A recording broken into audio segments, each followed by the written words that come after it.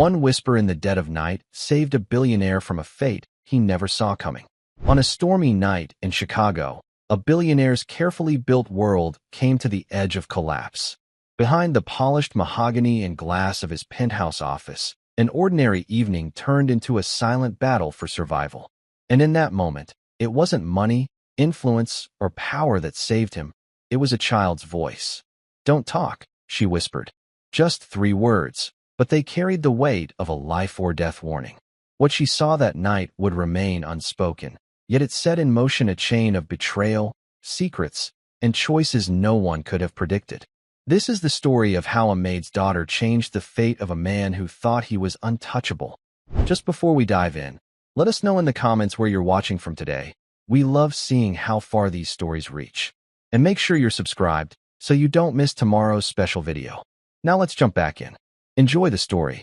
The little girl's whisper cut through the silence like a shard of glass.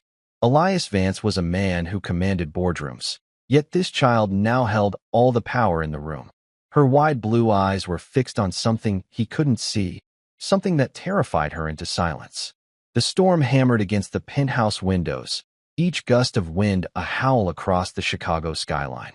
Inside, the office of Elias Vance was a fortress of quiet order. Mahogany walls lined with books stood silent witness. A desk, vast and clean, held only a leather-bound blotter, a sleek laptop, and a glass of amber liquid. Elias ran a hand through his graying hair. At 58, he felt the weight of every late night, every battle fought in the sterile arenas of finance. He was the last of the Vance line, great-grandson of the legendary General Thaddeus Vance, a man whose portrait watched him from the far wall. The general's eyes, rendered in oil paint, were stern and unyielding, a constant reminder of a legacy built on courage, not just capital. A soft knock echoed at the door. "Come in," Elias called out, his voice tired. The door opened to reveal Helen, his housekeeper for the past 5 years. She was a woman of quiet dignity, her face etched with a gentle weariness that never touched her spirit.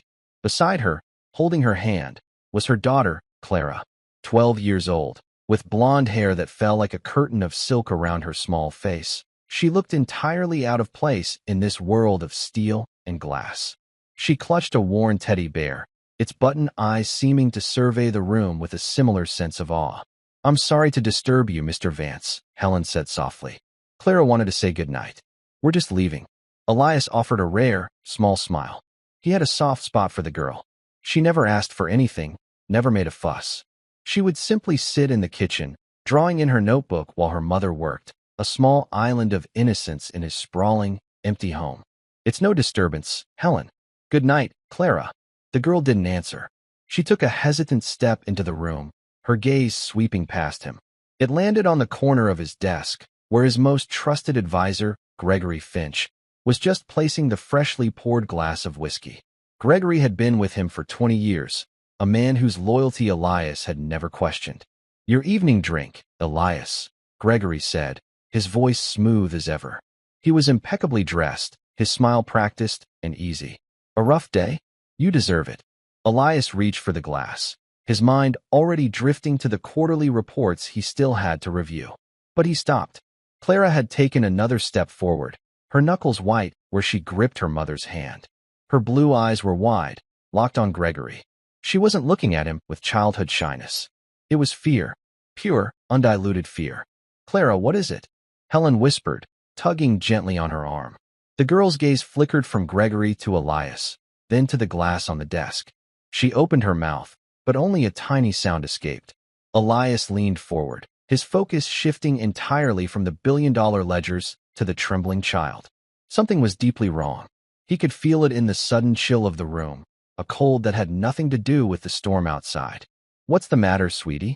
Elias asked, his voice softer than he intended. Clara's eyes darted back to Gregory, who stood with a placid, unreadable expression. He even offered her a small, condescending smile. "Cat got your tongue, little one." That was when she moved. Clara let go of her mother's hand and rushed to Elias's desk. She didn't say a word. She just put her small hand over his, which was still hovering near the glass. She looked up at him, her expression a desperate plea. Then she whispered, the words barely audible over the drumming rain. "Don't talk." Elias froze. It was the same tone his great-grandfather had described in his journals, the quiet urgency of a soldier on the battlefield sensing a trap. Don't talk. Don't react. The enemy is watching. For a man who built his empire on logic and data, he made a decision based on nothing more than the terrified look in a child's eyes. He pulled his hand back slowly. He looked at the whiskey, then at Gregory. Gregory's smile hadn't faltered, but Elias now saw a tightness around his eyes, a flicker of something cold and watchful. You know, Elias said, forcing a casual tone, I think I've had enough for one night. My doctor has been warning me. He stood up, turning his back on the desk, on the drink. Helen, thank you for your hard work. Drive safe in this storm. He felt Gregory's stare on his back. It was heavy, questioning. Helen, confused but obedient, quickly gathered Clara. Of course, Mr. Vance. Come, Clara. Clara didn't move until her mother gently pulled her away. As they reached the door, the girl looked back one last time. Her eyes met Elias's, and in them, he saw the confirmation of a danger he did not yet understand. He had just been saved. Saved by a 12-year-old girl who had seen something shocking, something so terrible it had stolen her voice. And in that moment, the billion-dollar fortune, the towering legacy, all of it felt fragile. His life had been held in the balance, and the one who tipped the scales was the maid's daughter. After Helen and Clara left, a thick silence settled over the office. Gregory finally broke it. A strange child, he commented, his voice carefully neutral. He picked up the untouched glass of whiskey, ashamed to let this go to waste. Before he could move, Elias turned, his expression like stone. Leave it. The two words were quiet, but they landed with the force of a gavel. Gregory paused, his hand hovering over the glass. A flicker of surprise, or perhaps something else, crossed his features before being smoothed away. Of course, Elias. As you wish. I'll see myself out. Elias didn't watch him go. He listened to the soft click of the door closing, the silence rushing back in to fill the space. His heart was hammering against his ribs. He walked to the desk and stared at the glass. The amber liquid swirled gently, catching the light from his desk lamp. It looked perfect, innocent. Yet Clara's terror had been real. Children don't fake that kind of fear. He remembered the way she had looked at Gregory. Not at his face, but at his hands, just after he'd set the glass down. Elias's mind raced. Gregory had been with him since the beginning. He knew every deal, every secret, every weakness. The idea of betrayal from him was unthinkable, like a limb turning against the body. But doubt, once planted, grew with frightening speed. Elias carefully picked up the glass, using a handkerchief from his pocket. He walked over to a large potted ficus plant by the window. Without a moment's hesitation, he poured the entire contents of the glass into the soil. He felt foolish, like a man seeing ghosts in the shadows. But he would rather be a fool than be dead. He trusted the general's blood in his veins, and that blood was screaming that he had just dodged a bullet. He stood there for a long time, watching the rain trace paths down the glass. He thought of Clara. A little girl with a worn teddy bear had shown more courage than half the men on his board. She hadn't screamed or pointed. She had been clever. She had understood, on some primal level, that a direct accusation would have been a disaster. So she had used the only weapon she had, a whispered warning. Don't talk. A profound sense of debt washed over him. It was a feeling he was not accustomed to. People always wanted something from him. His money, his influence, his time. Clara wanted nothing. She had acted out of pure, selfless instinct. The next morning, the ficus plant was dying. Its leaves, once a vibrant green, were curled and brown, as if scorched from the inside out. Elias stared at it, a cold dread seeping into his bones. The proof was undeniable. The whiskey had been poisoned. The thought was so staggering it almost buckled his knees. Gregory, his friend, his confidant, for 20 years. Why? His first instinct was to call security, to have Gregory arrested, to unleash the full force of his power. But he stopped himself. This wasn't a simple business problem. It was a deep, personal betrayal. A clumsy move could be disastrous. Gregory was smart. He would have covered his tracks. An open accusation without irrefutable proof would be dismissed as the paranoia of an aging tycoon. Gregory could play the victim, turn the board against him. No, this required a different strategy. A strategy the general would have appreciated. Observation, patience, and the quiet gathering of strength. First, he had to see to the girl. He found Helen in the main kitchen, polishing silver with methodical strokes. Clara was at the small wooden table in the corner, her sketchbook open, but her pencil was still. She was just staring at the page, her expression distant. She looked smaller today, more fragile. The bravery of the night before had taken its toll. Elias approached quietly. Helen. Clara. Helen stood immediately, wiping her hands on her apron. Mr. Vance. Is everything all right? Her eyes were filled with a mother's worry. She knew something had happened, even if she didn't know what. Everything is fine, Elias lied smoothly. Thanks to your daughter. He looked at Clara. You were very brave last night. Clara looked up, her eyes still holding a shadow of fear. She gave a tiny, uncertain nod. I would like to reward you, Elias continued, pulling out his checkbook. It was his default solution to everything, a tool more comfortable in his hand than a hammer or a pen. Helen immediately stiffened. Mr. Vance, that's not necessary. We don't want anything. Her pride was a quiet, unshakable force. She worked for her money. She did not accept charity. This isn't charity, Helen, Elias said, his gaze fixed on Clara. This is payment for a service. A security consultation, you could say. He tried to make it sound like a joke, but the words fell flat. He realized how out of touch he was, how his wealth had become a barrier between him and genuine human connection. He put the checkbook away, feeling a flash of frustration. He owned half the city, but he couldn't figure out how to properly thank a 12-year-old girl. He tried a different approach. Clara, he said, kneeling down so he was at her level. It was an awkward, unfamiliar movement for him. Your mother told me you love to draw. She nodded again, clutching her pencil. My wife, he began, the word feeling strange on his tongue after so many years. My late wife, Eleanor, was an artist. Her studio is upstairs. It hasn't been touched since she passed. He hadn't been in that room in over a decade. The memory was too sharp. It has the best supplies. Canvases, paints, charcoals of every kind. I think she would have wanted someone to use them. Someone with a real gift. Clara's eyes lit up. It was the first spark of life he had seen in her since last night. A flicker of hope and excitement that pushed back the fear. Helen looked torn. Sir, I couldn't allow. It is not for you to allow or disallow, Elias said, his tone softening. It's a gift, from one artist to another. Please, let me do this. He saw the conflict in Helen's face, the pride warring with the love for her daughter. The loved one. She gave a slow, reluctant nod. Thank you, Mr. Vance. Thank Clara, he replied, standing up. She's the one who deserves it. As he walked away, he felt a strange sense of accomplishment that no corporate merger had ever given him. He had connected, just for a moment. And in doing so, he had forged an alliance. He needed them. And he realized, with a sudden, startling clarity, that he would protect that little girl and her mother with every resource he had. Gregory Finch had not just tried to kill a billionaire. He had threatened a little girl. And for that, there would be a reckoning. The days that followed were a quiet, tense chess match. Elias treated Gregory with an unnerving normality. They discussed portfolios, analyzed market trends, and planned future acquisitions. On the surface, nothing had changed. But beneath the calm, Elias was watching.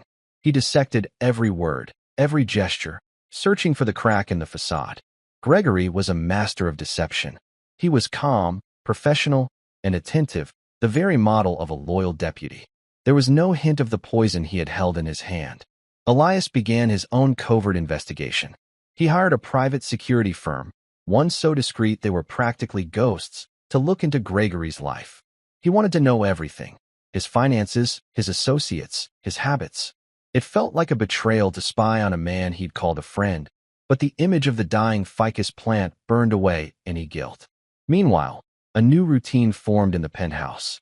Every afternoon, after her schoolwork was done, Clara would go to the dusty, sunlit studio on the top floor. The room was just as Eleanor had left it. A half-finished painting sat on an easel, a ghostly landscape of the sea. Jars of brushes stood like soldiers on a wooden cart, and the air still held the faint, pleasant scent of turpentine and oil paint. Elias found himself drawn to the studio. He would stand in the doorway, watching as Clara, lost in her own world, filled sketchbooks with a ferocious passion. She drew the city skyline from the window, the birds that landed on the balcony, the worn face of her teddy bear. Her drawings were full of life and detail, far beyond her years.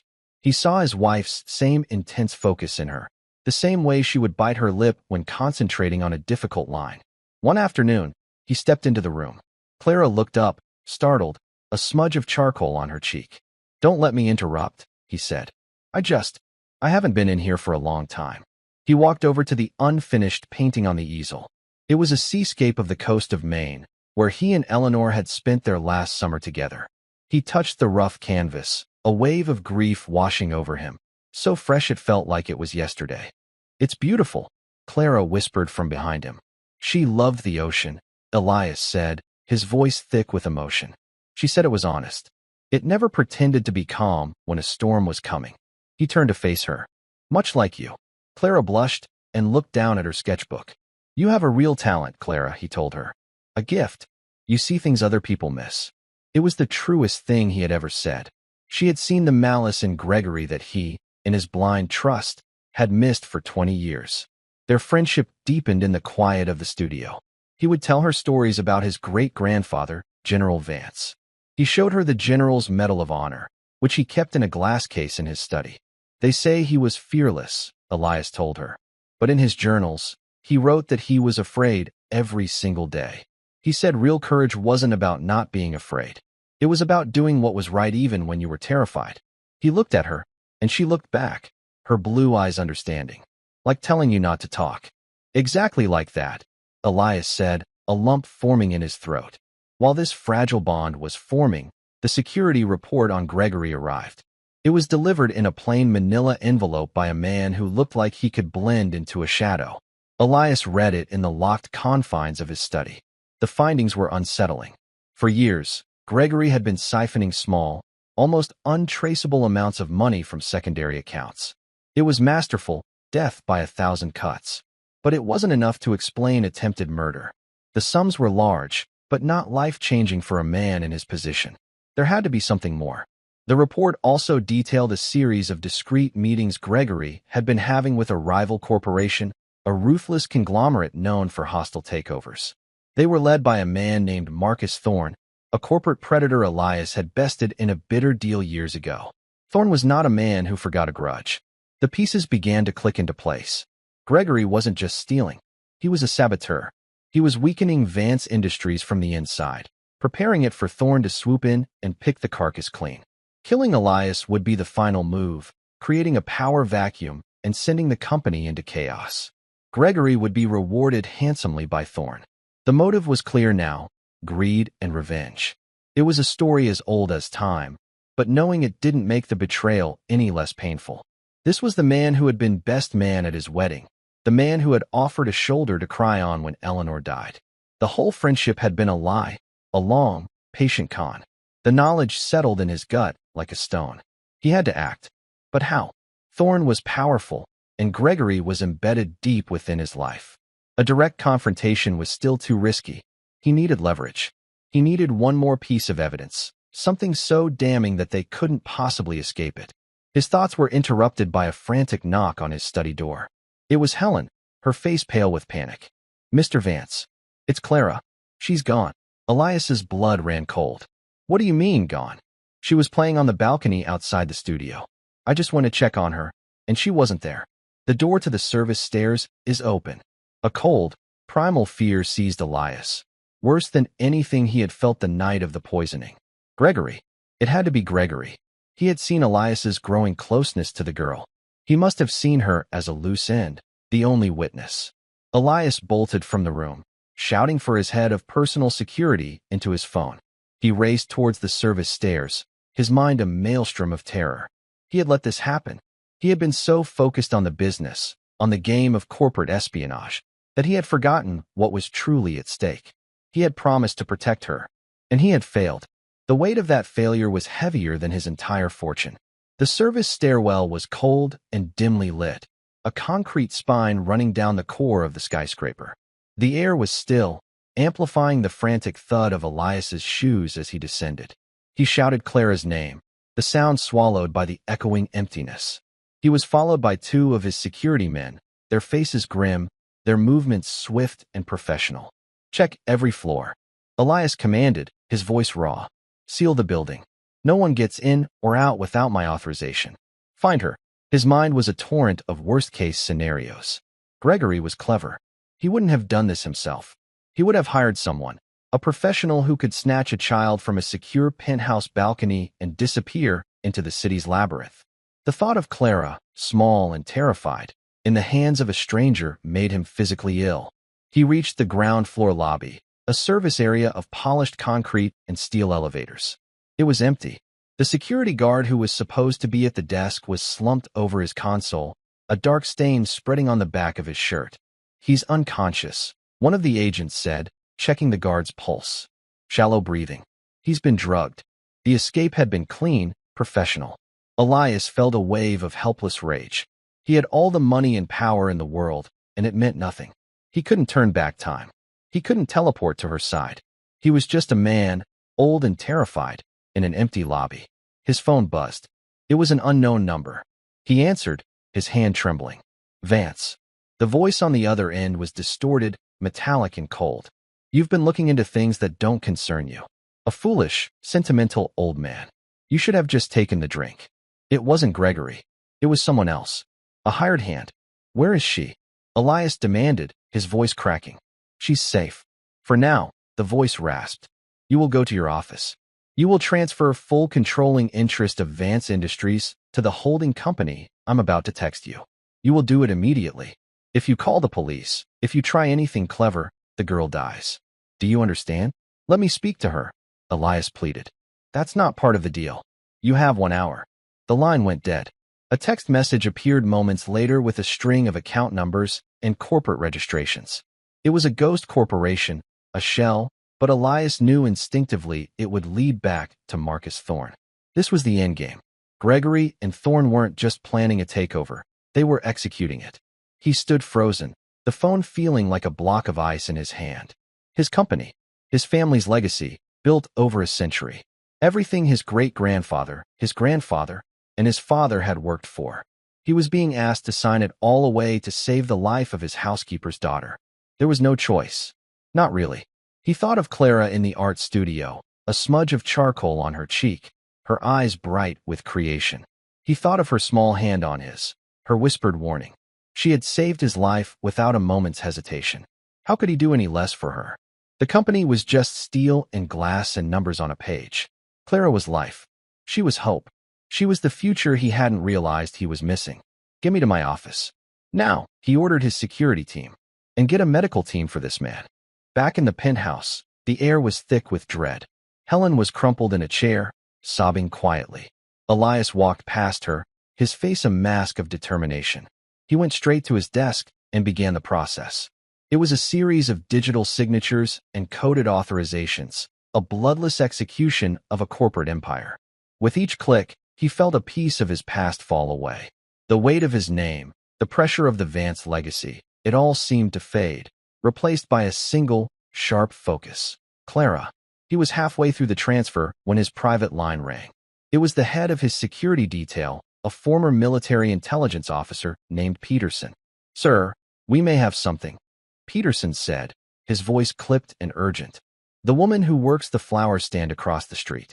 She saw a man leaving the service exit about 20 minutes ago. He was carrying a large duffel bag. Looked heavy. He got into a Blacktown car. Did she get a license plate? Elias asked, his heart pounding. Partial. First 3 letters. And she noticed something else. The man had a tattoo on his wrist. A scorpion. Elias froze. The scorpion. He had seen that tattoo before. Years ago, on the wrist of a disgraced security contractor his company had fired for violent behavior. The man's name was Novak.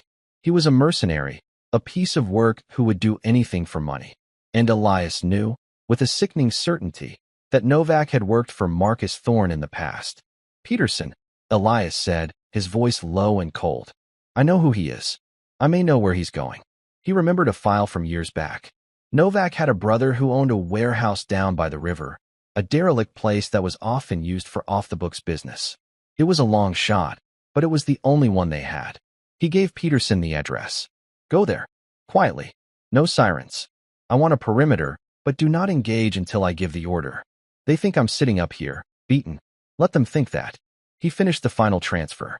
A notification pinged on his screen. Transaction complete. Vance Industries was no longer his. He felt a strange emptiness, followed by a surge of pure, cold resolve. He had given them what they wanted. Now, he would get his daughter back. He wasn't just Elias Vance, the CEO anymore. He was the great-grandson of General Thaddeus Vance. And he was going to war. He turned to Helen, who was watching him with wide, tear-filled eyes. I gave them the company, he said simply. They will release her now. It's going to be all right. He was lying. He knew men like Thorne and Novak. They didn't leave witnesses. Giving them the company hadn't bought Clara's safety. It had only bought him a little time. Time he now had to use to do what the police couldn't. He went to the general's portrait and pressed a hidden panel beside the frame. A section of the wall slid open, revealing a steel safe. Inside, nestled in velvet, was an old, heavy Colt M 1911 pistol. It was his great-grandfather's service weapon from the war.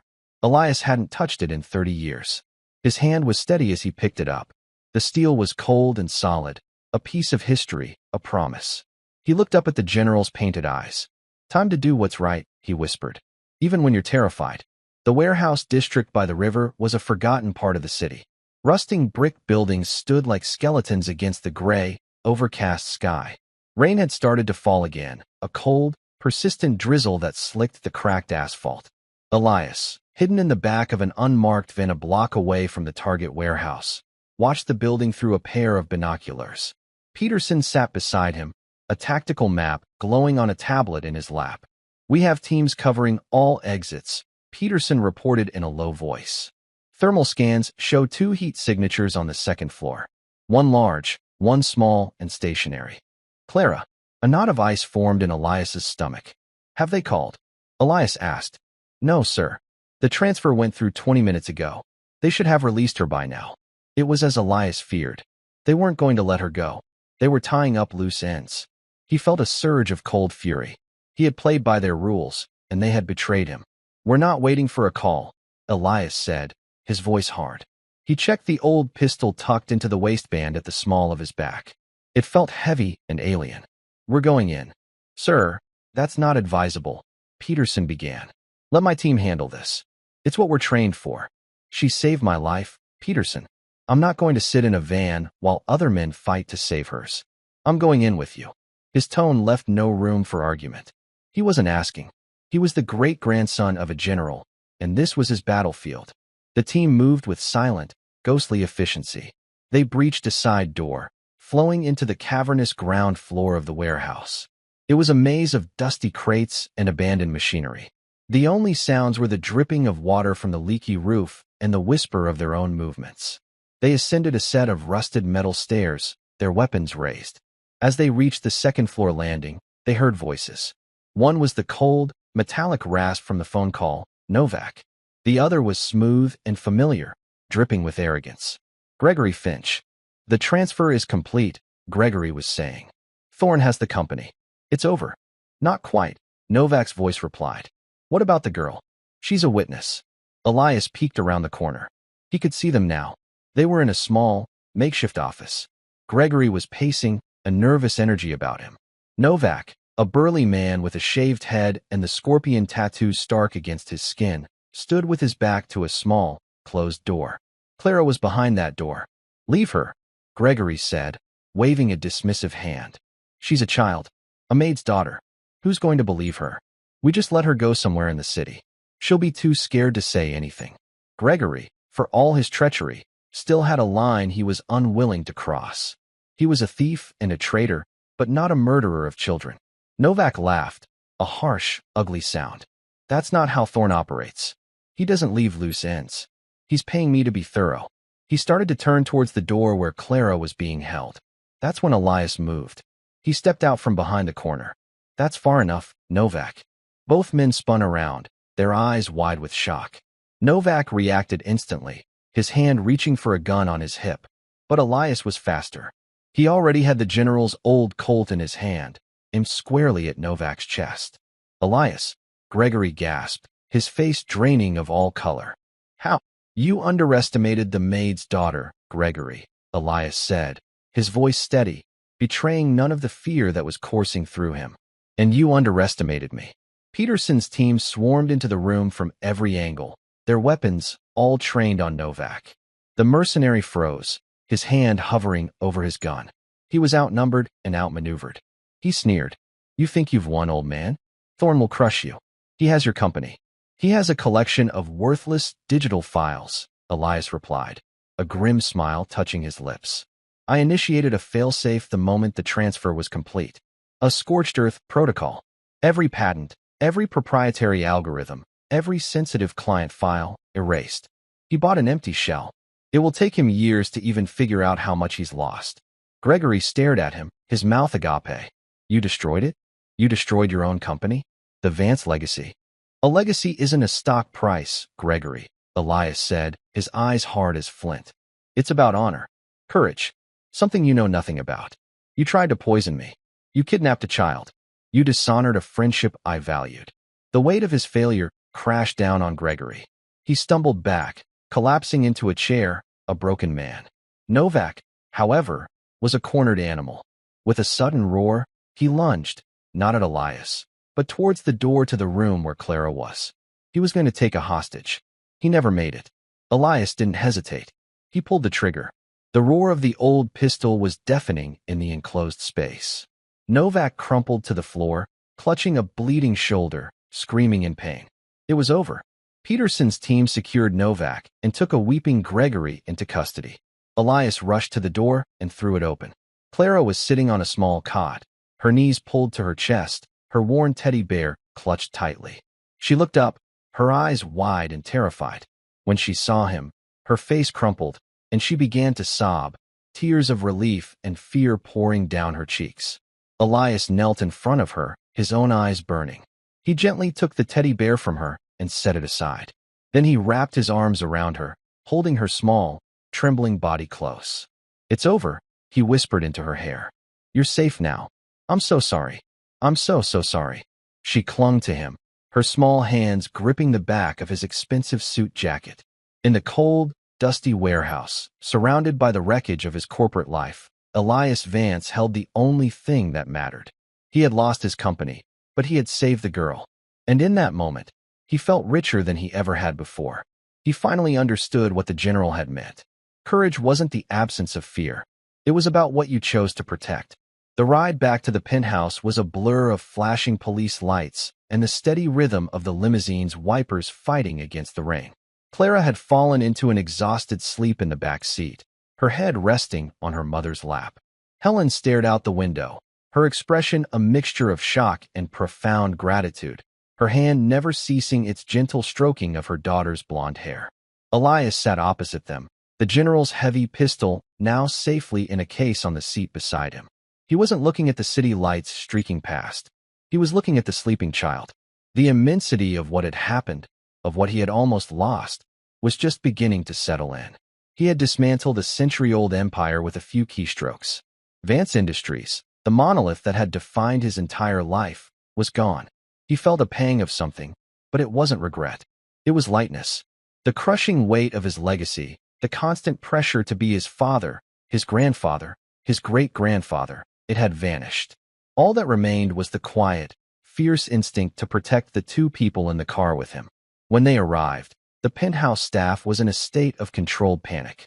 News traveled fast in a building like this. Elias dismissed them all with a quiet word, assuring them that everyone was safe.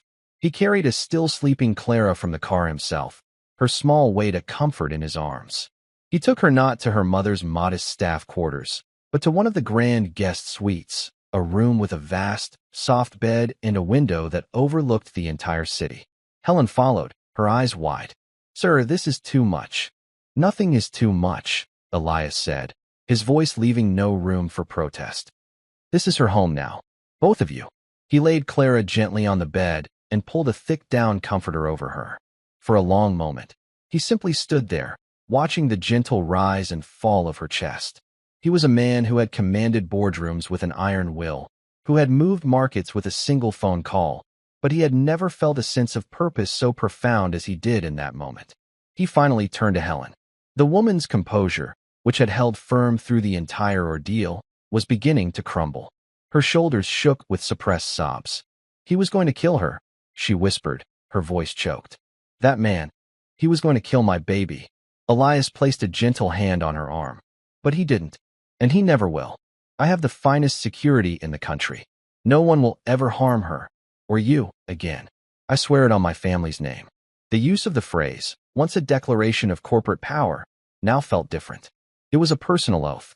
A sacred promise. The next few days were a whirlwind of legal activity. Elias was debriefed by detectives, his lawyers working around the clock. Gregory Finch, stripped of his bespoke suits and confident smirk, had confessed to everything.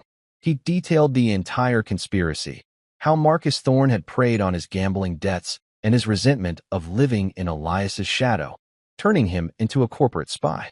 The poison had been Thorne's idea, a way to make the takeover swift and absolute.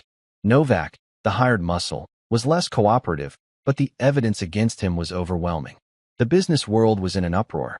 The news that Vance Industries had been intentionally gutted by its own CEO was a scandal of unprecedented scale. The stock, now worthless, was delisted. Pundits on financial news channels called him a madman, a senile old fool who had destroyed a great American institution out of spite. His board of directors, the men he had once commanded, tried to have him declared mentally incompetent. Elias met with them one last time in the now-defunct company boardroom. They were furious, their faces red with indignation and lost wealth. Have you any idea what you've done, Elias? Demanded one of them, a man named Henderson who had known him for 30 years. You've wiped out billions of dollars. Pensions. Livelihoods. Elias stood at the head of the vast mahogany table, his expression calm. I am aware of the financial consequences, he said, his voice even. I have already established a fund for my personal, non-corporate assets to ensure that every employee of Vance Industries receives their full pension and a generous severance. No working man or woman will suffer because of my decision. This stunned them into a momentary silence. But the company, Henderson stammered. The legacy. The legacy was never about the money, Elias countered, his gaze sweeping across their greedy, uncomprehending faces. It was about integrity. My great-grandfather didn't fight for a stock portfolio. He fought for people. I was reminded of that by a child. She taught me that there are things in this world more valuable than a market cap. None of you would have made the trade. I did, and I would do it again. He turned and walked out of the room, leaving them sputtering in his wake. He never looked back. The world could think what it wanted. He knew the truth. While the legal storms raged, a quiet new life began to form in the penthouse. Helen, at Elias's insistence, stopped working as his housekeeper and became the manager of his household, a position of authority and respect. But her most important role was being a mother. She spent her days with Clara, helping her heal from the trauma. Clara herself was resilient. The fear still lingered in her eyes sometimes, a shadow that would appear when a door closed too loudly or a stranger's voice echoed in the hall. But more and more, the light was returning. The art studio became her sanctuary. She spent hours there, covering canvases with vibrant colors, her imagination taking flight. Elias made the studio a part of his daily routine. He would bring her snacks, or just sit in the old armchair in the corner and read while she worked. He learned about her dreams. She wanted to be an artist, to travel the world and paint the sea, just like his Eleanor. He saw so much of his late wife in the girl's passion and spirit. It was a painful, beautiful echo of a love he thought he had lost forever. One afternoon, he found her staring at the half-finished seascape on Eleanor's easel. It makes me sad, Clara said quietly, that she didn't get to finish it. Me too, Elias admitted, his voice soft. He came to stand beside her. I never knew what to do with it. It felt wrong to move it, wrong to finish it. Clara looked up at him, her blue eyes full of a wisdom that seemed far beyond her years. Maybe it's not about finishing her painting, she said. Maybe it's about starting your own. Her words struck him with the force of a revelation. He had spent his entire adult life as a caretaker of a legacy, a steward of the past. He had never considered starting his own. He had been so busy protecting what his ancestors had built that he had never built anything truly his own. He looked at Clara, at her paint-smudged fingers and her earnest, open face. He realized that this was his new beginning. His legacy wouldn't be a corporation. It would be this child. It would be giving her the life she deserved, the opportunities he could provide, the safety she needed to let her brilliant light shine. "You're right, Clara," he said, a genuine smile spreading across his face. "It's time to start something new." He started small. He established a foundation in his wife's name, the Eleanor Vance Foundation, dedicated to funding arts education for underprivileged children across the country. He put Helen on the board of directors, much to her astonishment. He took a personal interest, reviewing grant applications, visiting community centers, and seeing the direct impact of his new mission. He found a fulfillment in this that no corporate takeover had ever provided. He also began to teach Clara about her own heritage. He learned that Helen was from a small town in the Midwest, from a family of farmers. Clara's grandfather, much like General Vance, had been a war hero in his own right, a decorated soldier in Vietnam. He had earned a Silver Star for bravery, a fact Helen had never thought to mention. Elias had the man's service record framed and hung it in his study, right next to the portrait of the general. He wanted Clara to know that courage and honor were not the exclusive province of the rich and powerful. They were found in good people from all walks of life. As the months turned into a year, the penthouse, once a sterile monument to wealth, became a home. Laughter echoed in the halls. The smell of oil paints mingled with the scent of Helen's baking. Clara's bright, cheerful artwork began to replace the somber, expensive pieces that had once lined the walls. Elias found himself changing. The hard, cynical shell he had built around himself for decades began to crack. He learned to laugh again. He learned to listen. He learned that a shared meal in the kitchen was worth more than 1,000 formal dinners. He was no longer just Mr. Vance, the billionaire. He was Elias. And he was, for the first time in a very long time, happy. One crisp autumn evening, he took Clara and Helen to a gala for the Eleanor Vance Foundation. It was the first time he had stepped back into the world of the city's elite since the fall of his company. He knew people would be whispering, staring. He didn't care. He stood on the stage, not in a tuxedo, but a simple dark suit.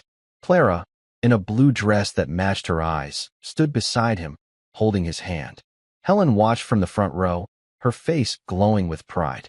When he spoke, his voice was not the booming command of a CEO, but the quiet, heartfelt tone of a man who had discovered what truly mattered.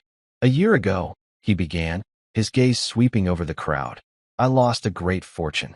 At least, that's what the world will tell you. But the world is wrong. A year ago, I was saved. Not from financial ruin, but from a poverty of the spirit.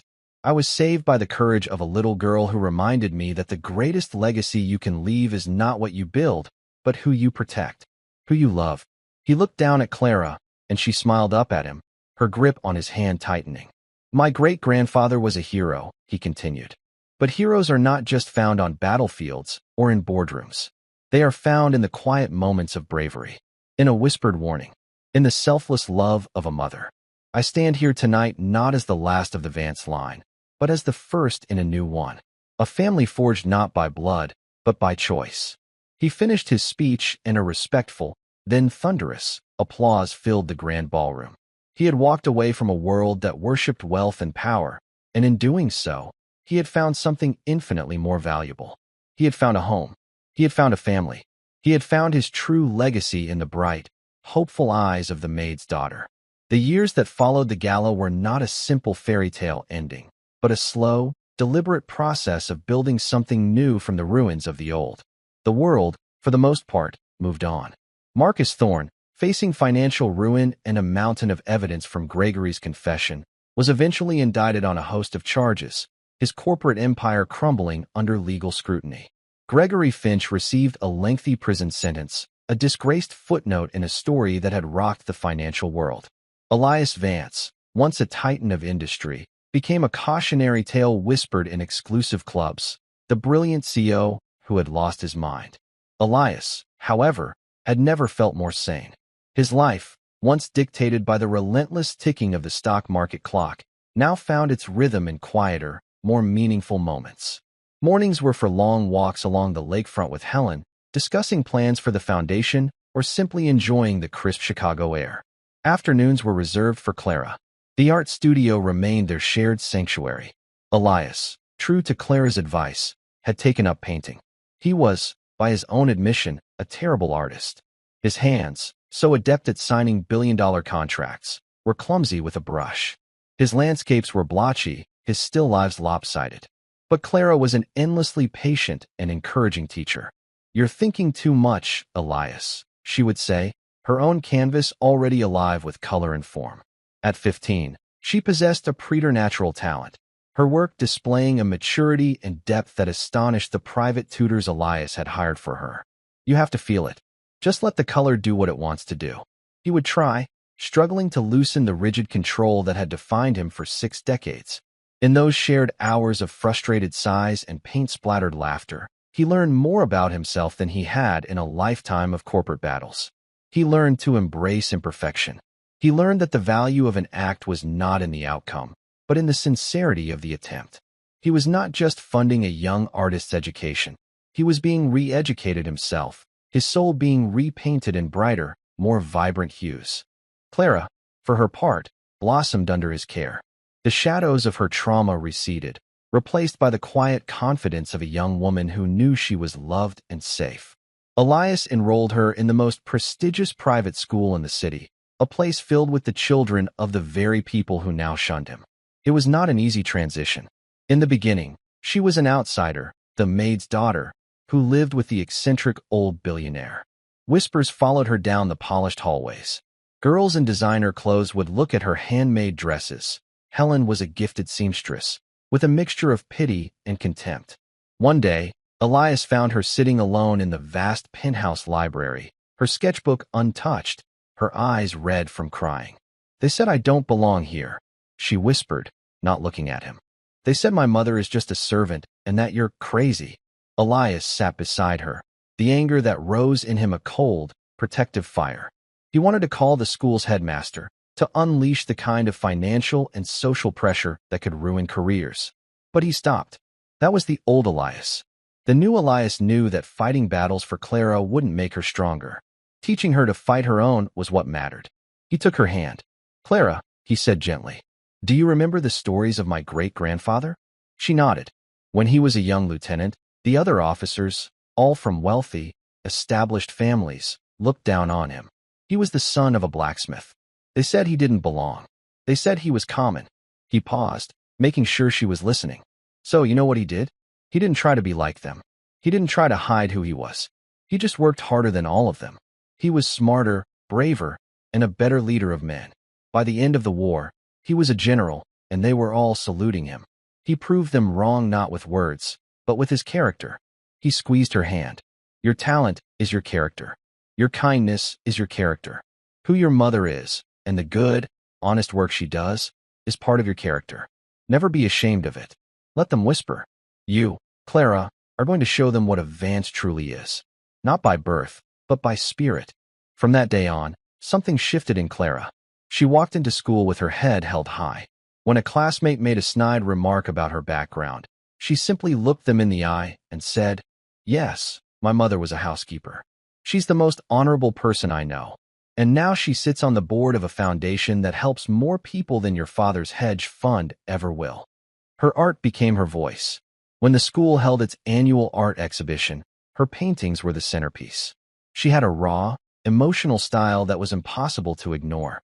Her portraits captured the hidden sadness in a person's eyes. Her cityscapes vibrated with a lonely, beautiful energy. She won every award, and the whispers of the other students turned from scorn to awe. She hadn't just proven she belonged, she had set a new standard. Helen, too, carved out her own place in this new world. Managing the household staff of a billionaire was a daunting task, but she did it with the same quiet dignity and efficiency she had applied to polishing silver. She commanded respect not through intimidation, but through fairness and a deep, intuitive understanding of people. Her work on the foundation's board was even more transformative. At first, she was intimidated, a lone woman without a college degree sitting in a room full of lawyers and financial advisors. She rarely spoke, listening intently, learning the strange new language of endowments and grant proposals. Elias never pushed her. He simply made sure she had all the information, that her opinions were solicited, that she was treated as an equal. Her breakthrough came during a debate over funding a controversial arts program in a rough neighborhood. The other board members were hesitant, citing risks and low potential for a return on investment. Helen finally spoke, her voice quiet but firm. "You're talking about these children as if they're a stock to be analyzed," she said, her gaze steady. "I grew up in a place like that. Art wasn't a luxury. It was a lifeline. It was the only thing that gave some kids a reason to hope, a way to imagine a life beyond the one they were stuck in. The return on investment is a child who decides to pick up a paintbrush instead of a weapon. How can you put a price on that?" Her simple, powerful honesty cut through all the jargon. The program was funded unanimously. From then on, Helen was the moral compass of the foundation, the voice that reminded them all of their true purpose. As the years passed, the three of them, Elias, Helen, and Clara, coalesced into a true family. They celebrated birthdays and holidays together, creating new traditions. They supported each other through sickness and sorrow. Elias's health began to decline with age, his steps growing slower, but his spirit remained bright, fueled by the love that surrounded him. He was no longer the lonely king in his glass tower, but a patriarch, a grandfather, a mentor. When Clara turned 18, she had her first professional gallery show. The art world was buzzing. Critics lauded her as the most exciting young painter in a generation. The gallery was packed on opening night. Elias, leaning on a handsome wooden cane, a gift from Clara, stood beside Helen in the crowd, his heart swelling with a pride so immense it almost hurt. He watched as Clara, now a poised and beautiful young woman, moved through the room, discussing her work with an easy grace. She was everything he and Eleanor had ever dreamed a child of theirs might be: talented, intelligent, and above all, kind. One of the last paintings in the exhibition was a triptych, 3 canvases side by side. The first was a dark, chaotic swirl of grays and blacks, capturing the terror of a child in a warehouse. The second was a portrait of an old man, his face etched with worry and loss, but with a flicker of fierce determination in his eyes. The third, and largest, canvas was an explosion of brilliant, hopeful color. A sunlit studio, a young girl painting, and the same old man sitting in a chair, watching her with a gentle, loving smile. The title of the piece was simple: My Family. Later that evening, after the crowds had gone, the three of them stood alone in the quiet gallery. "You know," Elias said, his voice thick with emotion as he looked at the paintings. "The general won many medals. My father built skyscrapers. I made billions of dollars. But this, Clara, this work of art that you have created from your heart, this is the greatest achievement in the history of the Vance family." Clara leaned her head on his shoulder. "We did it together," she whispered. He put his arm around her, and his other around Helen. The three of them stood there for a long time, reflected in the glass of the paintings, the maid, the billionaire, and the girl who had saved them both.